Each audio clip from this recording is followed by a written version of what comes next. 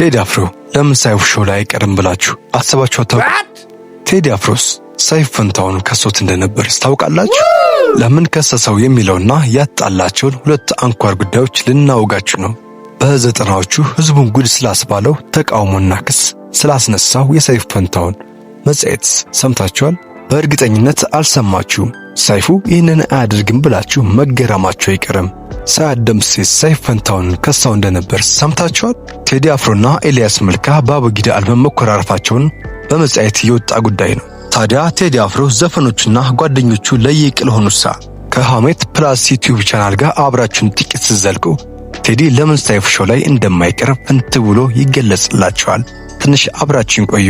በቴዲ አፍሮና በኤልያስ መልካ፣ በቴዲ አፍሮና በሰይፉ ፈንታው መካከል ለረጅም ዓመታት ሆድ ያሻከረው የቴዲ አፍሮና የኤልያስ መልካ ከመቃብር ሊወርድ እስኪቃረም ድረስ ያኳረፋቸው ጸብ ምን ነበር? ስለ ፍቅር፣ ስለ ሰላም በዘፈኖቹ በግጥሞቹ የሚሰብከው ይሉኝታን ከማጣ ዛሬ ገንዘብ ዕጣ እያለ የሚዘፍነው ቴዲ አፍሮ እንዴት ከነዚህ አርቲስቶች ጋር እርቅ መፍጠር አቃተው? በእነዚህ ጉዳዮች ላይ ልናወጋችሁ ወደድን። ቻናላችን ላይክ እና ሰብስክራይብ ሼር እያደረጋችሁ ትንሽ አብራችሁን ዝለቁ። ሰይፉ ፈንታውና ቴዲ አፍሮን የመጀመሪያ ግጭት ተብሎ የሚነገረው በአመልሰት ሙጨየም ጉዳይ ሳይሆን ሰይፉ ለምን ይዋሻል በተባለው የቀድሞ የሬዲዮ ፕሮግራሙ ላይ ቴዲ አፍሮን የውጭ ዘፋኞችን ግጥምና ዜማም ወስዷል፣ ለምን ክሬዲት አይሰጥም ብሎ በአጋጣሚውን ሆን ተብሎ ታቅዶበት ባይታወቅም ያችን ንግግር ከተናገረም በኋላ ሌቦታይ የሚለውን ዘፈን በራዲዮ በመጋበዙ እስከ ክስም አድርሶትም ነበር። በእርግጥ ሰይፉ ፈንታውን በዚህ ፕሮግራም ላይ በድፍረት የብዙ አርቲስቶችን ስም እያነሳ የሚያውቀውን ሁሉ ዝግዝግ አድርጎ እያወራ ሳያደምስ የራሷ ከሳው እንደነበርም ይታወሳል። ታዲያ በሰዓቱ ባለተራ የነበረው ቴዲ አፍሮ በዚህ ጉዳይ ላይ ተበሳጭቶ መቃቃራቸው ተጀመረ።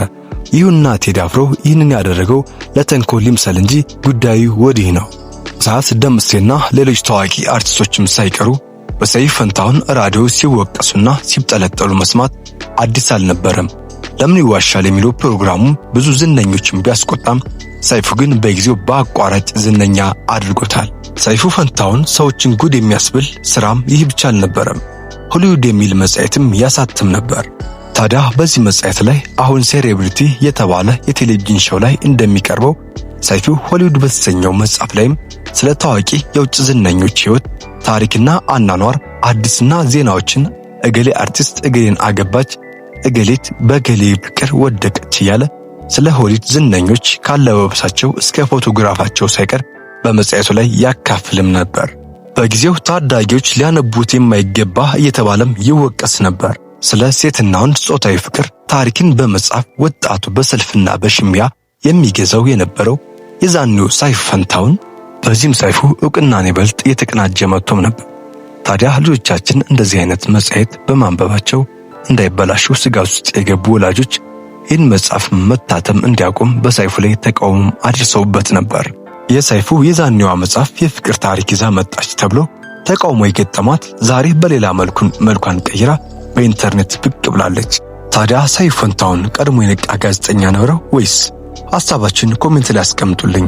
የቴዲ አፍሮና የሰይፉ ፈንታውን ሁለተኛ ጸባቸው የአሁኗ የቴዲ አፍሮ ባለቤት የሆነችው አመልሰት ሙጨዬ ነች። እንደሚታወቀው ከቴዲ አፍሮ በፊት አመልሰት ሙጨዬ ትውውቋ ከሰይፉ ፈንታውን ጋር ነበር። ትውውቃቸውም እሷ ከዩኒቨርሲቲዎች የቁንጅና ተወዳዳሪ ነበረች። ከዩኒቨርሲቲዎችም ተወዳድራ አሸንፋ ሚስ ዩኒቨርሲቲ ተብላ በማዕረግ ተሰጥቷትም ተሸልማለች። ይህም የቁንጅና ውድድር ባመጣላት ድል ከሰይፉ ፈንታውን ጋርም ይፈለጋል የሚለውን የመጀመሪያ ፊልማቸውን ሰራች። በዚህ ምክንያት ከሰይፉ ፈንታውን ጋርም የፍቅር ግንኙነት ነበራቸውም ተብሎም ይጠረጠሩም ነበር። ታዲያ ዝናን ለማግኘት ትልቅ ቦታ ለመድረስ የተፍጨረጨረች የነበረችውም የዛኔዋ አመልሰት ሙጨዬ የቴዲ አፍሮ አንድ ዝግጅት ላይም የሥራ ዕድል ይመጣላታል። እሱም ሜካፕ አርቲስት መሆን ነበር። በዚህም አመልሰት ሙጨዬ ሳታቅማማም እችላለሁ ብላ በሰዓቱ ሜካፕ የሚሰራውም ቴዲ ስለነበር ቴዲ ሜካፕ ተሰራውም በዛንም ቀን አይቶ ይወዳታል። ከዛም ሳይወሩ ብዙ ቆይተው ዳግም ያመልሰት እናት ሞተችበት ወቅት ቴዲ ያመልሰት ልቅሶም ተገኝቶ በዛው በድጋሜ አውርተው ስልክ ተቀይረው የፍቅር መንገዳቸውን ሃበለው ጀመሩ።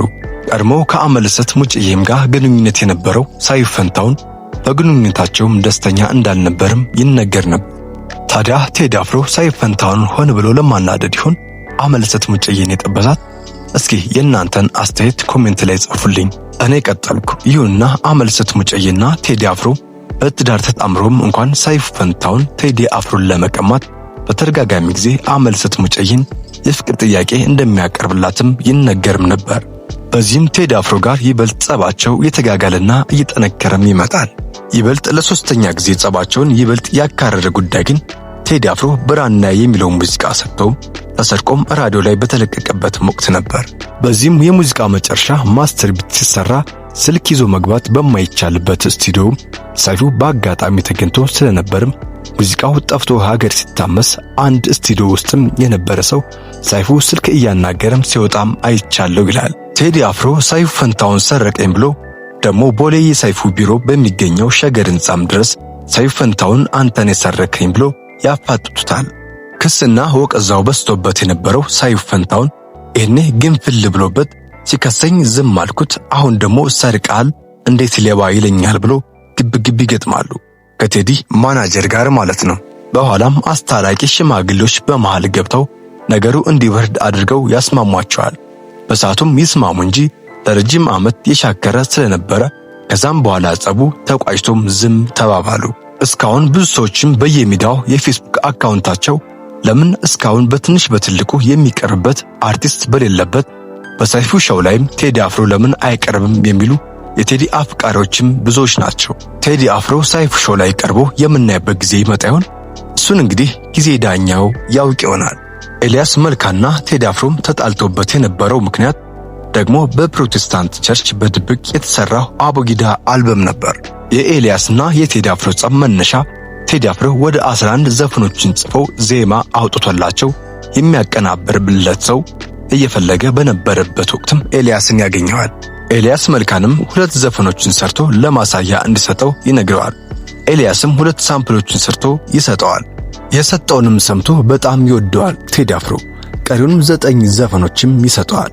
ኤልያስም ተደብቆ ሌሊት እንዳይሰማ ኤርፎን አድርጎ ሌሊቱን ሙሉ እዛው እያደረ አቀናብሮ ጨርሶም ያስረክበዋል። በኋላም ላይ ቴዲ አፍሮ ማስተር ቢቱ አልቆ ለዚህ ሲቀርብ ሙሉ ለሙሉ ራሱ እንዳቀናበረው አድርጎ ኤልያስንም ስም ሳይጽፍ ይቀራል። በዚህ ምክንያት ኤልያስ መልካና ቴዲ አፍሮም ይቀያየማሉ። በ1998 ዓመተ ምህረት አውደኪን ጋዜጣ ላይም እንደተጻፈው ኤልያስም ሲጠየቅ በቴዲ አፍሮ አዝኛለሁም ብሎም ተናግሮም ነበር። ይሁን እንጂ የኋላ ኋላም ታርቀው ከኤልያስ መልካን ጋር በድጋሚ ጃዝ ተሰሪያ፣ ሸማንደፍሎ፣ ዳላክ አብሮ ሰርተዋል። ሰው ይጋጫል፣ መልሶ ይታረቃል። ነፍሱን ይማሩና ኤልያስ መልካና ቴዲ አፍሮ እንደተታረቁ ቴዲና ሰይፉ ፈንታሁን እንደሚታረቁ ተስፋ እናደርጋለን። እኛ ከዚህ ላይ እንሰናበታችኋለን። በቀጣይ የተሻለ ቪዲዮ እስከምንገናኝ ሰላማችሁ ብዝት ይበልን፣ ቸር ቆዩልን እያል ይህኛውን ቪዲዮ ጋበዝናችሁ። ይህ ሐሜት ፕላስ ዩቲዩብ ቻናል ነው። ላይክ እና ሳብስክራይብ ማለት ቤተሰብ ይሁኑ።